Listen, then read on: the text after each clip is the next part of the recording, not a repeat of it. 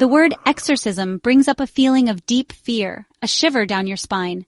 It speaks of ancient battles between good and evil, of invisible but powerfully felt forces. Coming from the Greek word exousia, meaning oath or incantation, exorcism is the act of driving out evil entities believed to possess a living being. This practice, shrouded in mystery and often dismissed as mere superstition, has a surprisingly widespread presence throughout human history and across different cultures. From the shamans of ancient Mesopotamia to the Catholic priests of today, the ritual of confronting and expelling evil spirits has persisted, a testament to a deep-rooted human fear of the unknown and the unseen forces that may lurk in the shadows. The universality of exorcism rituals suggests a shared human experience, a primal fear of possession, and a desire to control the invisible forces around us.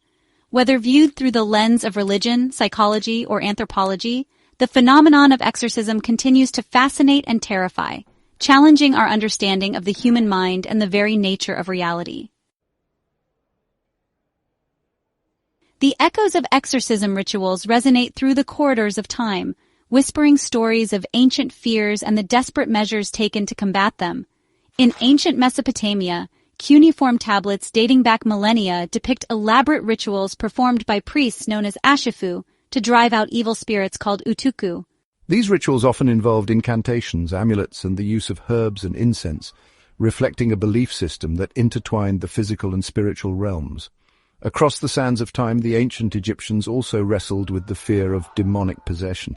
They believed that evil entities, known as jinns, could inhabit the bodies of the living, causing illness, misfortune, and even death.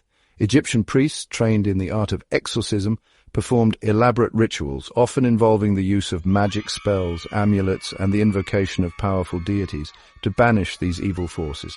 In ancient Jewish tradition, too, the specter of demonic possession loomed large. The Talmud, a collection of rabbinical writings, contains numerous accounts of exorcisms performed by holy men known as Ba'alei Shem. These individuals were believed to possess special powers and knowledge that enabled them to confront and expel demons. Their methods often included the recitation of sacred texts, the use of amulets, and the performance of specific rituals designed to banish evil spirits.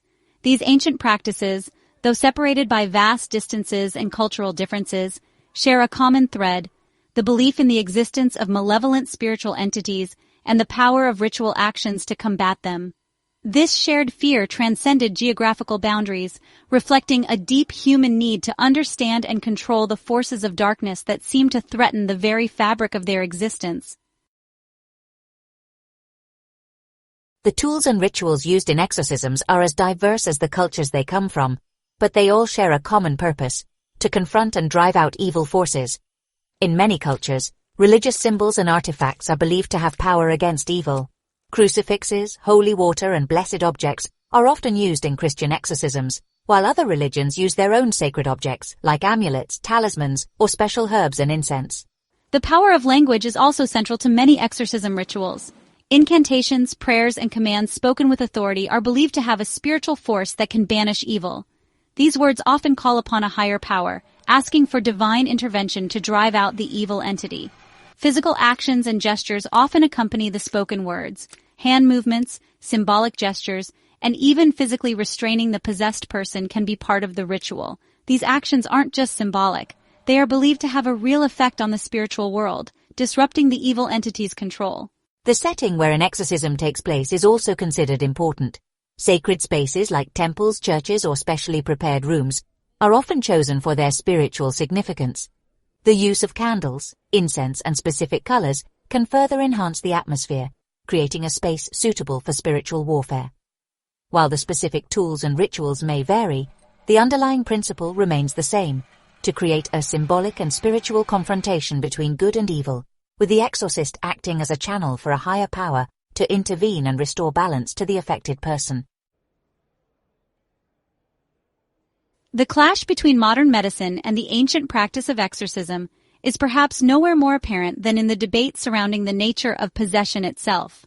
Psychiatrists and psychologists, grounded in scientific principles and empirical data, tend to view the symptoms often attributed to possession, such as altered states of consciousness, erratic behavior, and speaking in tongues as manifestations of mental illness rather than supernatural intrusion. Conditions like schizophrenia, dissociative identity disorder, and epilepsy, among others, can produce symptoms strikingly similar to those traditionally associated with demonic possession. The medical model seeks to understand these conditions through the lens of brain chemistry, genetics, and environmental factors, offering treatments like therapy and medication to alleviate symptoms and improve the individual's well-being.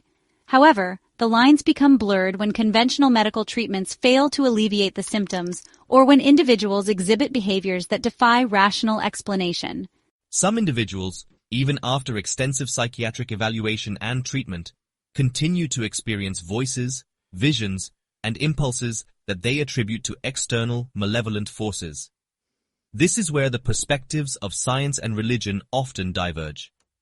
While medical professionals may seek alternative diagnoses or treatment approaches, some individuals, particularly those with strong religious beliefs, may find solace and explanation in the realm of the spiritual. For them, exorcism, rather than being an obsolete practice, offers a path towards healing and liberation from a force they perceive as very real and deeply threatening. The question of whether phenomena attributed to possession are rooted in psychological torment or in genuine demonic intrusion remains a topic of intense debate and ongoing research. On one hand, the human mind is a complex and often puzzling realm. Trauma, abuse, and mental illness can show up in countless ways, sometimes producing behaviors that seem unexplainable or even supernatural. Dissociative identity disorder, for example, can lead people to experience distinct personalities or alters, each with its own voice, mannerisms, and even memories. These alter egos can sometimes be perceived as outside entities, leading to the feeling of being controlled or influenced by forces beyond one's control. On the other hand, countless cultures throughout history have attested to the existence of malevolent spiritual entities capable of influencing or even inhabiting human beings. Accounts of possession often describe individuals exhibiting extraordinary strength, speaking languages they've never learned, and displaying knowledge or abilities beyond their normal capacity. Furthermore, some argue that the effectiveness of exorcism rituals, even in cases where medical treatments have failed, lends credence to the possibility of genuine spiritual intervention. The transformation observed in individuals who have undergone successful exorcisms, from a state of torment and despair to one of peace and clarity, is often cited as evidence of a power beyond the realm of conventional understanding. While the debate between psychological and spiritual explanations for possession is likely to continue, it highlights the limitations of our current understanding of both the human mind and the very nature of reality. Perhaps the answer lies not in choosing one side over the other, but in recognizing the complex interplay between the psychological and the spiritual, the seen and unseen forces that shape our experiences.